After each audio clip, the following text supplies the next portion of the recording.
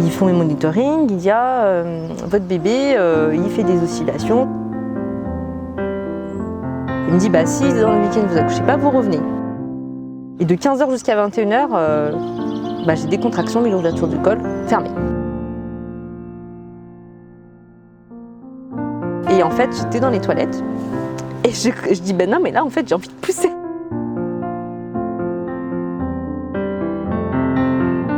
Mais je sentais, en fait, je me disais non, c'est pas la tête quand même. Et du coup, Hugo, il regarde comme ça, il me fait mais si, c'est la tête.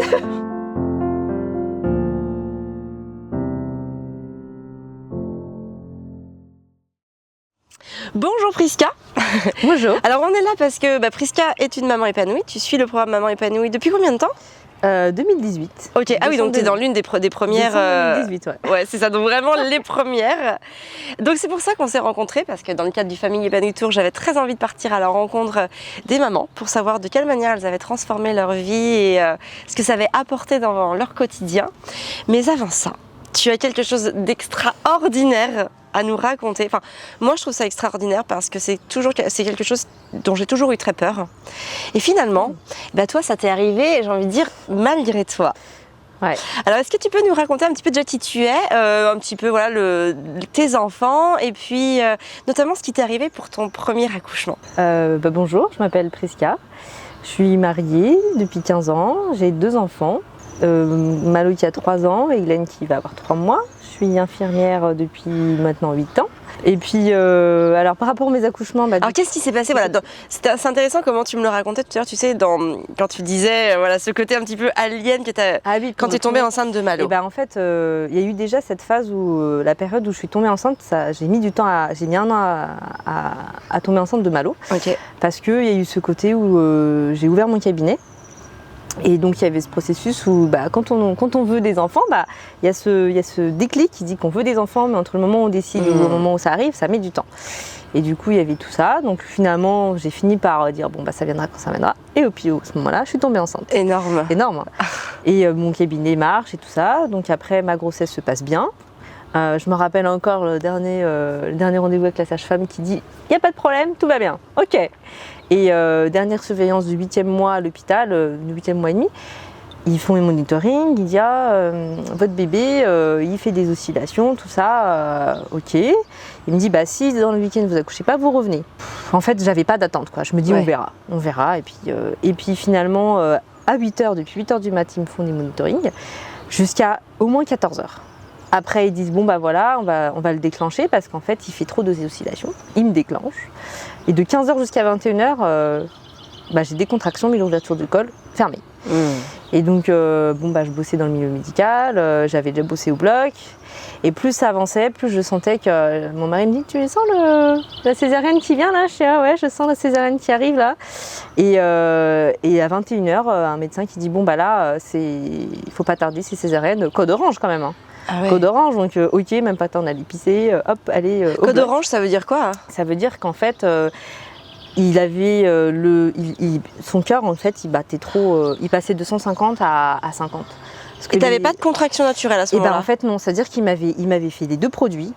J'avais des contractions, mais le col fermé. Il me dit mais vous avez pas mal? Je dis pourtant les contractions quand tu les provoques font plus mal apparemment. Oui, mais en fait moi ça allait. Ouais. Et le col était ouvert, enfin fermé. Ouais.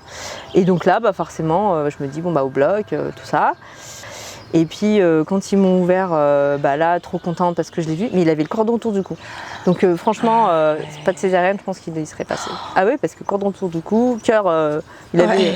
C'est peut-être ça qui provoquait les oscillations. C'était ça. En fait, c'était ça. Il pouvait pas. Et puis petit gabarit, 2,3 kg. Ouais. Donc en fait, il pouvait pas pousser sur. Ah oui. Ah ouais, il était trop petit. Il était trop petit, 2,3 kg pour pouvoir pousser. Ok. Et donc j'accouche, voilà. Et après, c'est plus la récupération où j'ai eu du mal. Parce que c'est quand même c'est une césarienne urgente, donc c'est une intervention chirurgicale. Donc tu sais pas les post-opératoires, les risques, parce qu'ils ont dit que ça allait très bien.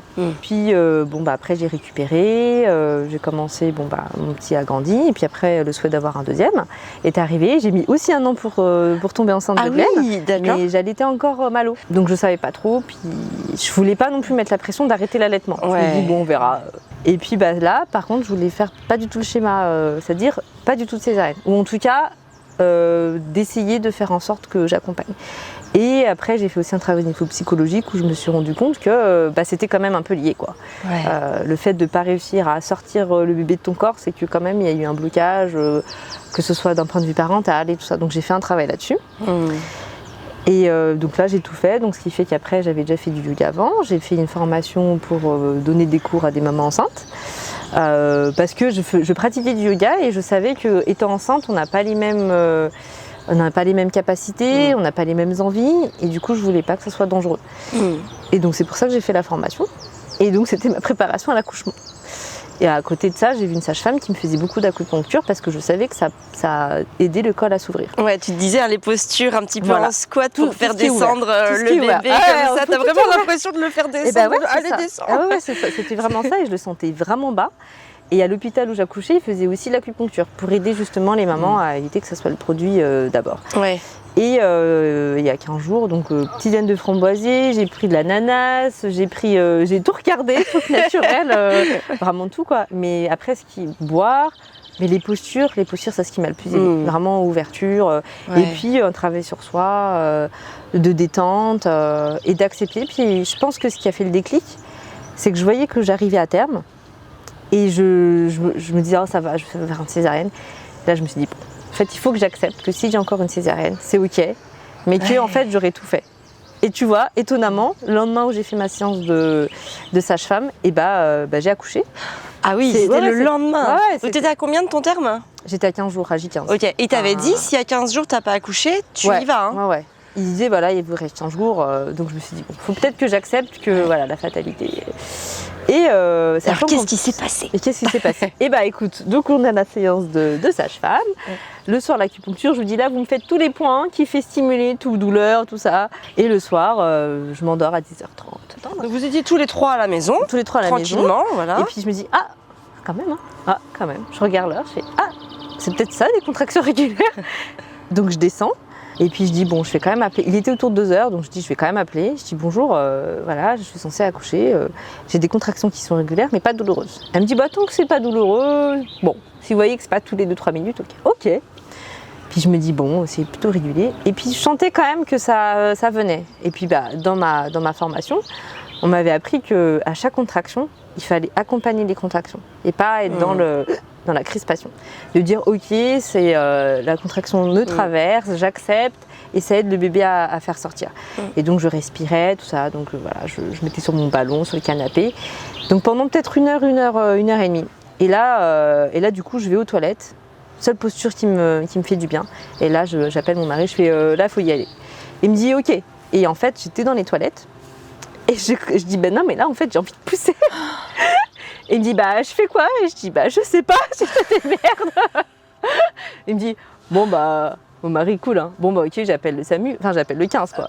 Bonjour, j'ai ma femme qui accouche, ok, est-ce que la tête est sortie? Non, a priori, non. Il me dit, ok, vous nous rappelez quand la tête sort. Donc moi, j'étais dans la tête comme ça. Ils sont cool, les pompiers. En fait, il dit, j'envoie quand même les pompiers. D'accord, oui. Et j'étais au-dessus des toilettes comme ça. Et là, je fais, je sens quelque chose. Mais je sentais, en fait, je me dis, non, c'est pas la tête quand même. Et du coup, Hugo, il regarde comme ça, il me fait, mais si, c'est la tête. J'étais au-dessus des toilettes comme ça.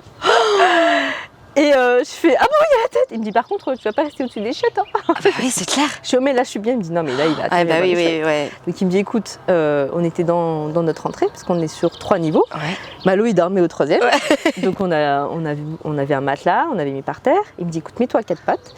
Et du coup, il rappelle les pompiers qui disent, là, en fait, ça y est, ma femme, il y a la tête qui est sortie. On va faire ça ensemble, il n'y a pas de souci. Donc là, je me mets à 4 pattes. Et là, Hugo me dit, écoute, tu pousses quand tu as tes contractions. Et là, je me mets à pousser quand j'ai les contractions. Tu vois. Mais à un moment quand même, dans ma tête, je me suis dit, mais en fait, on est que tous les deux là. C'est ça. Et je me dis, j'ai pas le choix, il faut que je pousse.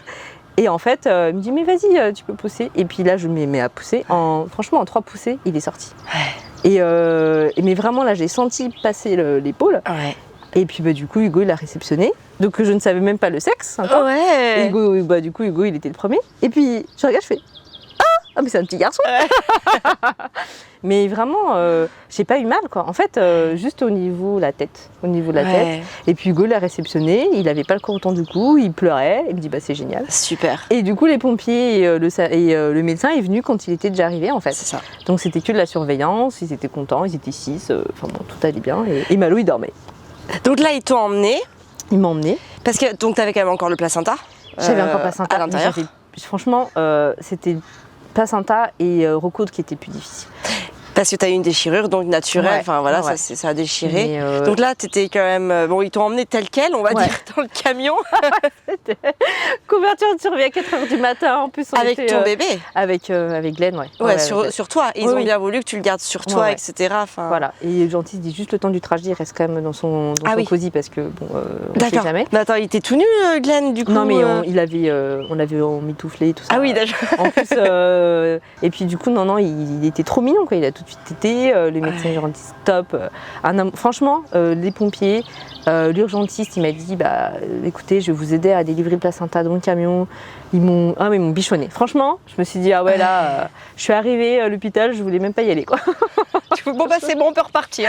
Non mais c'est Voilà. voilà. Je fais, vous pouvez pas vous faire recoudre quand même. Il dit, Ouais. bah non, faut quand même me faire à l'hôpital et puis c'était pas prévu, tout ça. Mais bon, du coup. T'as eu beaucoup de points? Je sais pas. Tu sais pas. Elle m'a dit pas beaucoup, mais j'avais l'impression que j'en avais beaucoup. C'est une zone sensible, en plus, ça fait mal. Ouais.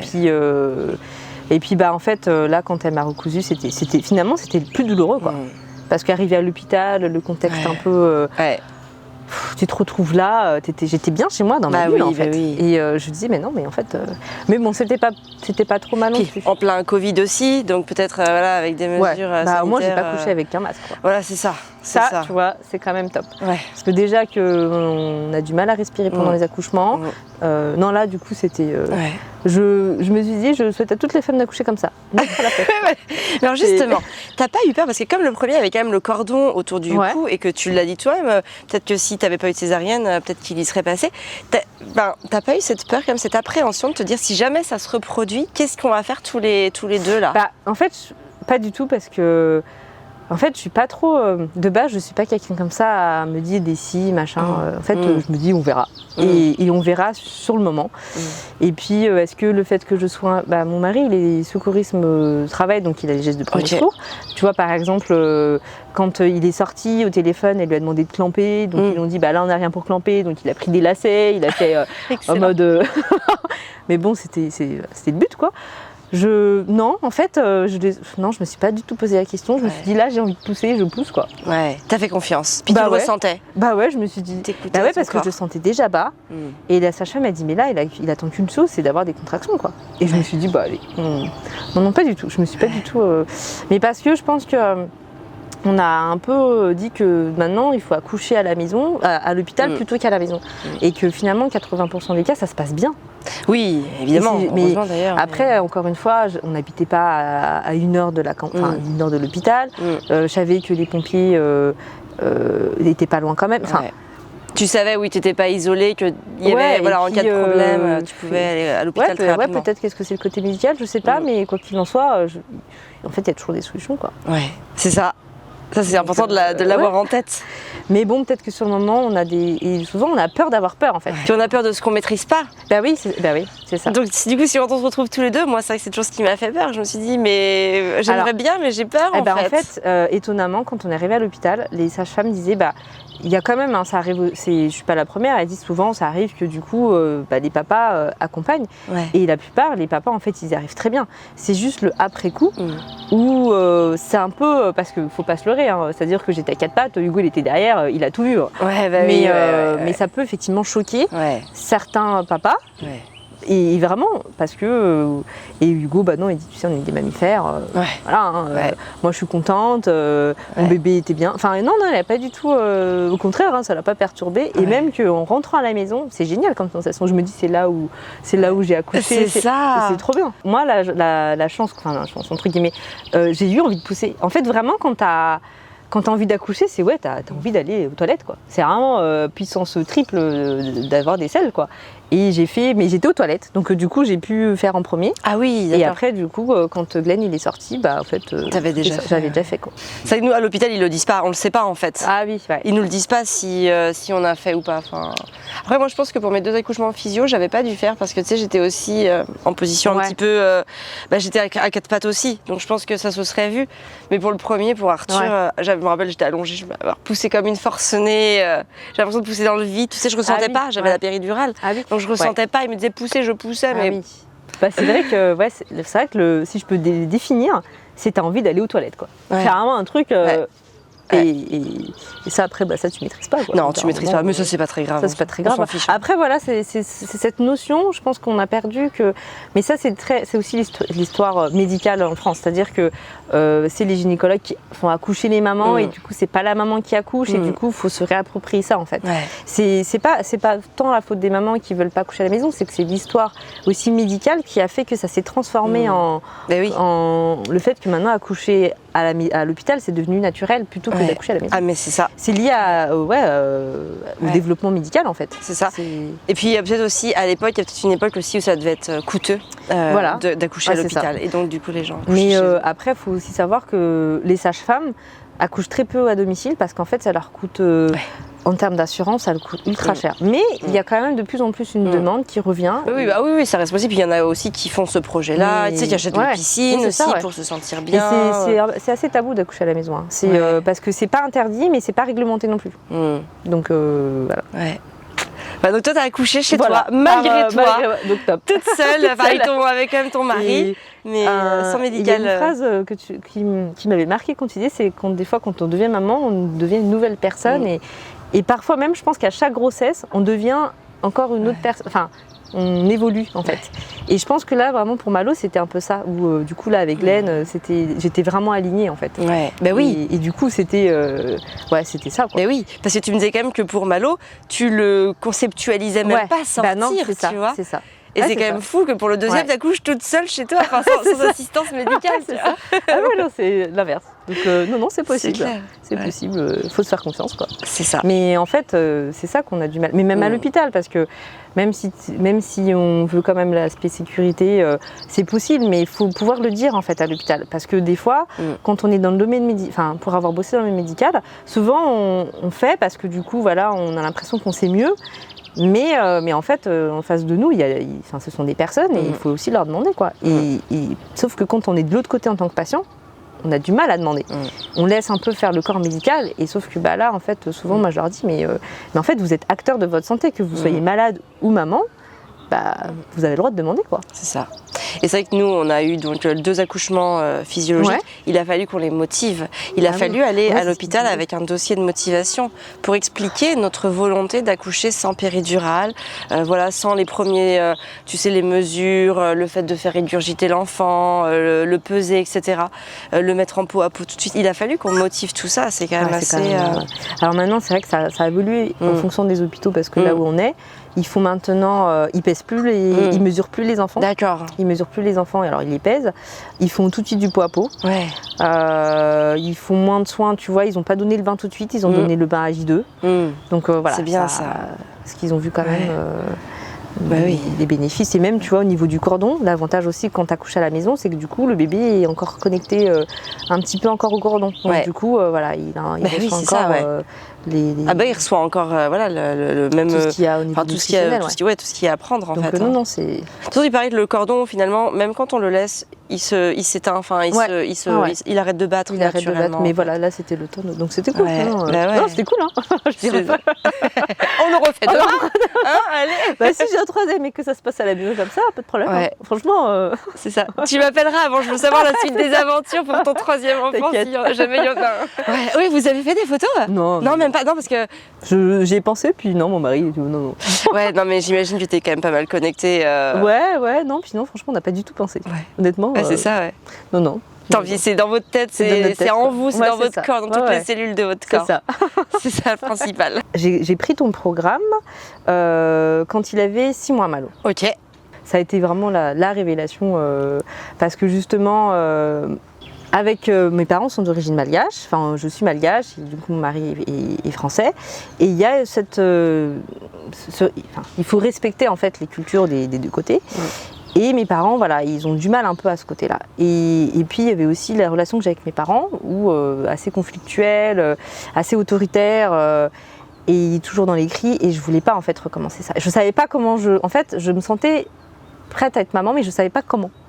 Et je savais que parfois, on avait un peu des crises de colère avec mes parents, qui étaient encore en moi, et je voulais pas reproduire ça pour mon fils, parce que j'étais des fois tout le temps en colère et tout ça, et c'est ce qui a fait que du coup j'ai pris ton courage en me disant bah écoute, voilà, je vais prendre ça, peut-être que ça va m'aider, me positionner, et c'est ce qui a fait que j'ai changé en fait entre le moment où j'ai eu Malo, où j'ai eu Glenn, parce que j'ai toujours en fait suivi tes programmes, j'ai toujours suivi tes podcasts, j'étais là, même dans la voiture en libéral, tes podcasts, à me dire ah ouais, de pas me sentir seule en fait, de me dire bah ok, en fait c'est normal en fait de sentir ça quoi, et donc ça a été vraiment un apaisement, je pense, de me dire bah ok en fait, de sentir qu'on est parfois en colère, mais qu'on peut réussir à apaiser ça pour être sereine en tant que maman, parce que je voulais pas en fait crier tout le temps sur mes enfants et tout ça. Et puis le transformation fait que du coup être alignée sur ses valeurs, et du coup c'est là que j'ai commencé à faire du yoga, transition écologique, tout ça qui fait que... Et tu connaissais la source de ta colère, t'en avais conscience? Non, c'était jusqu'à ce que j'ai vu. En fait, j'en m'étais déjà douté, parce que j'avais déjà vu une autre psychologue quand j'ai été face à un problème professionnel, où j'étais confrontée à une famille, et je suis allée au Prud'homme carrément, avec la société, enfin l'HAD d'ailleurs, et c'est là où elle m'a ressorti un peu l'histoire familiale des parents, et je savais que c'était un peu ça, mais bon, du coup c'est passé, je dis bon bah ok, je me rends bien compte que c'est par rapport à mes parents, je vais faire un travail, j'accepte aussi. Et puis en fait c'est revenu quand du coup je suis devenue enceinte quoi. Voilà. Ça t'a ouvert, plein de choses en fait. Bah ouais, parce que à un moment là, quand on est enfant, c'est ce qu'on est en fait réellement. Et avec mes parents, alors ma mère, elle avait toujours un peu ce côté paraître et tout ça. Et en grandissant, elle m'a dit bah tu sais, t'es une fille, alors du coup voilà, faut te faire jolie, tout ça, machin. Donc j'étais pas vraiment moi-même en fait, je te faisais plaisir. J'ai fait des études même où à un moment j'ai voulu faire médecin, j'ai pas réussi, mon père il était triste, du coup j'ai fait infirmière, enfin. Mais oui, c'est ça, c'était déjà là, mais il fallait que j'accepte en fait. Et que ça sorte. Que tu acceptes, tu puisses pas correspondre à ce que veulent tes parents, que tu acceptes de te libérer de toi-même. C'était dur, parce que pour te dire, aujourd'hui, je n'ai plus de nouvelles de mes parents. Et quand tu dis, tu vois, les relations toxiques, et c'est d'ailleurs un des modules où tu me disais, c'était la colère, je crois, du fait de l'entourage. Et c'est ça, en fait, je me suis dit, bah ouais, en fait, c'est ça. Mais entre le moment où je me suis rendu compte que j'ai accepté, après, je suis partie voir une psychologue aussi pour dire aussi, parce que des fois c'est quand même, quand ça concerne les parents, c'est quand même aussi difficile. Parce que il y a cette image que c'est les parents, mais non, c'était... Et puis il y a ce lien filial, c'est sûr, il y a quelque chose qui remonte. Et puis la transmission, le fait, du coup, mon père n'a jamais vu Malo. Non, ça allait loin, parce que je me suis dit, non, qu'est-ce que tu as envie pour tes enfants et pour toi? Est-ce que tu as envie de mettre tes enfants dans un univers où il y a des cris, ou est-ce que tu n'es pas en accord avec eux, il fallait te battre? Et pourtant, tu vois, j'ai quand même continué à essayer de faire en sorte que les relations soient saines, c'est-à-dire de revenir vers eux en disant ok, j'ai aussi mes fautes, j'ai aussi voilà. Mais ça pas... Et aujourd'hui, comment tu le vis ça, du coup, même par rapport à tes enfants? Comment ça va. Ouais, ça va. Ils ne demandent pas de voir, parce que j'imagine que vous voyez les parents d'Hugo. Oui. Et du coup, ils se disent pas, et toi, maman, tes parents? Si, ils sont courants d'ailleurs, parce que en fait, ils ont déjà vu mes parents ensemble. Je leur explique, parce que du coup, ça fait 15 ans qu'on est ensemble avec Hugo, donc depuis première, donc voilà, ils savent comment sont mes parents. Et d'ailleurs, ma soeur ne parle même plus à mes parents non plus. Donc quand tu as 3 enfants et que tu en as 2 qui ne parlent pas, non, ils se remettent pas en question non plus. Donc après, voilà, après ça leur appartient. Ça leur appartient. Voilà, c'est ça. Mais voilà, en fait, au début, je demandais, quand on a des parents dont ils sont pas ok, et je pense sur d'autres choses, sur, comme tu dis, l'entourage, mais il faut faire comme ci, il faut faire comme ça, machin. Et longtemps, moi, j'étais un peu ancrée dans ça, pour pas... pour faire plaisir, pour dire oui mais c'est tes parents, laisse un peu. Et en fait ils ont gratté, il y a un moment ça a fait... ils prennent tout le bras. Et puis ils prennent tout le bras et j'ai dit stop quoi. Et Hugo pour le coup il me dit je te comprends, mais ça a été tellement...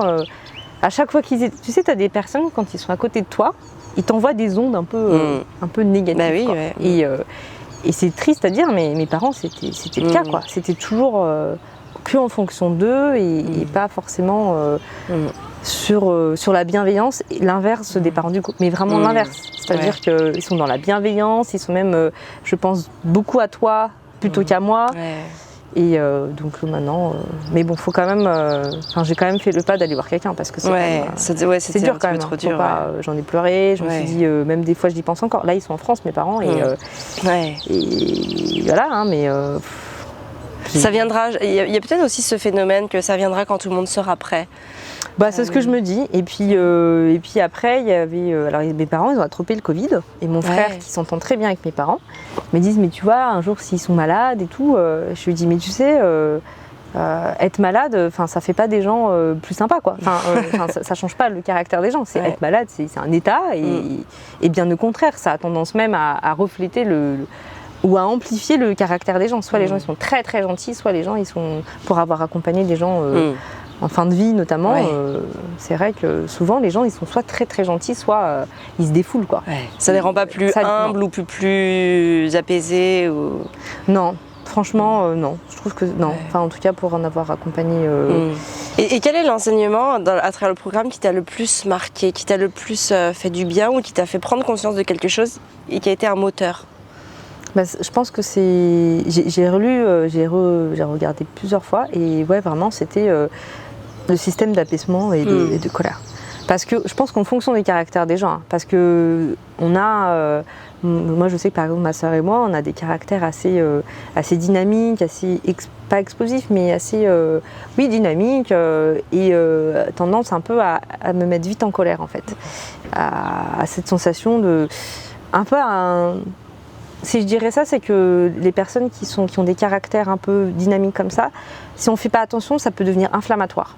Ouais, d'accord. Parce qu'en fait, ça peut provoquer des ulcères ou des. Ma soeur, du coup, elle était tellement stressée, elle a attrapé une sarcoïdose, quoi. Ah oui. Et parce que c'est un état inflammatoire, et du coup, elle a consulté une psychologue, et je lui dis ça, c'est à cause des parents. Il faut que tu fasses un travail. Alors, c'est quoi sa pathologie, du coup? Qu'est-ce qu'elle a eu exactement? C'est une sarcoïdose, c'est une affection au niveau pulmonaire. D'accord. Qui touche plus les femmes typées. D'accord. Mais c'est vraiment clairement une maladie inflammatoire. Et c'est lié au système nerveux du coup. Enfin, quand tu dis, en fait, c'est conscience et esprit et corps en fait. C'est-à-dire que c'est psychosomatique. Voilà. On appelle ça psychosomatique dans le domaine de la santé. Par exemple, quelqu'un qui va être trop énervé, ça va tendance. Le stress, par exemple, tu vois, le stress et l'ulcère, hein, c'est vraiment. Voilà, c'est l'exemple le plus typique.